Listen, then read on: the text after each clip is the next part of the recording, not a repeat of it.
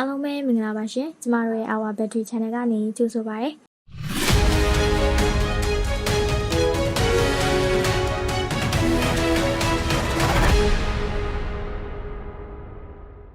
ကျမအခုဖတ်ပြခြင်းတဲ့အကြောင်းအရာလေးကတော့ဒေါက်တာဖြူတရားရေးသားထားတဲ့တယောက်ယောက်ပြုံးပြော်သွားရတဲ့အကြောင်းရင်းဟာကိုဖြစ်ပါစေဆိုတဲ့ဆောင်းပါးလေးကိုဖတ်ပြခြင်းပါတယ်ရှင်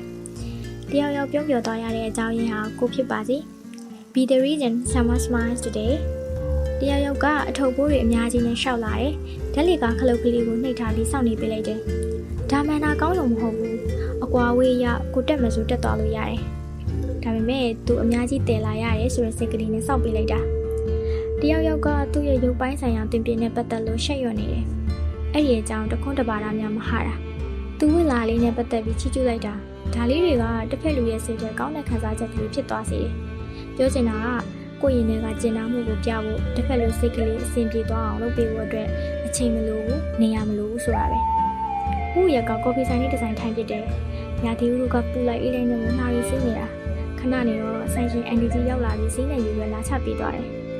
ဘာသာစကားကသူပြောကျွန်တော်နားမလဲတယ်လို့ကျွန်တော်ပြန်ပြောရင်သူတေချာနားမလဲဘူးသို့တော့သူ့ရဲ့ကျင်နာမှုကိုခံစားလို့ရနေတယ်ဒါကြောင့် Mark Twain ရဲ့စကားလဲကျွန်တော်စာရဲမကြခဏထည့်ရေးပူပါတယ်Kindness is the language where the deaf can hear and the blind can see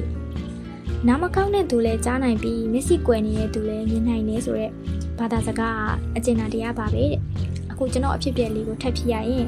Kindness has no language အကျဉ်းတရားမှာဘာသာစကားမရှိဘူးဒါအနည်းဆက်ဆုံးပုံမှာတစ်ခုကိုပြောလိုက်တာပေါ့တခြားသောအဖြစ်ပြက်တွေဘဝမှာအများကြီးကြုံရဘူးရဲ့ကြုံရတိုင်းမှာလည်းရတဲ့ခံစားချက်ကဘာနဲ့မှမတူဘူးစဉ်းစားကြည့်ကိုနဲ့ဘာဆိုဘာမှမဆိုင်တဲ့တိတောင်မတိကျွမ်းတဲ့တစ်စိမ်းတစ်ယောက်စီကနေရတဲ့မေတ္တာတရား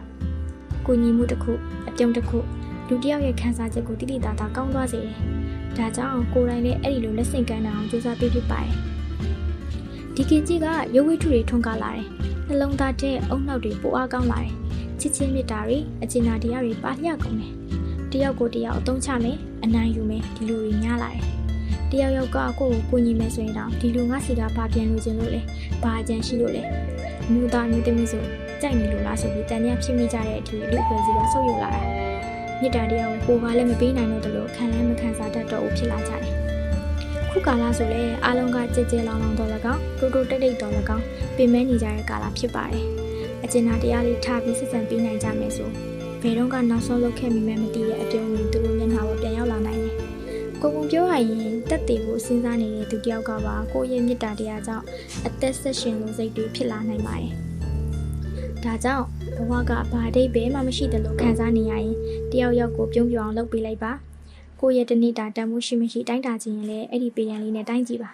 ငွေတွေအများကြီးရှိမှအလူတွေအများကြီးလုံနိုင်မှာမဟုတ်ပါဘူးကိုယ့်ရင်ထဲကအကျဉ်းတရားကိုအချိန်မရွေးနေရာမရွေးပြသလို့ရပါတယ်ရှိနေအောင်ပြိုးထောင်ထားဖို့ပဲလိုအပ်တာပါဒေါက်တာဖြူတီဟ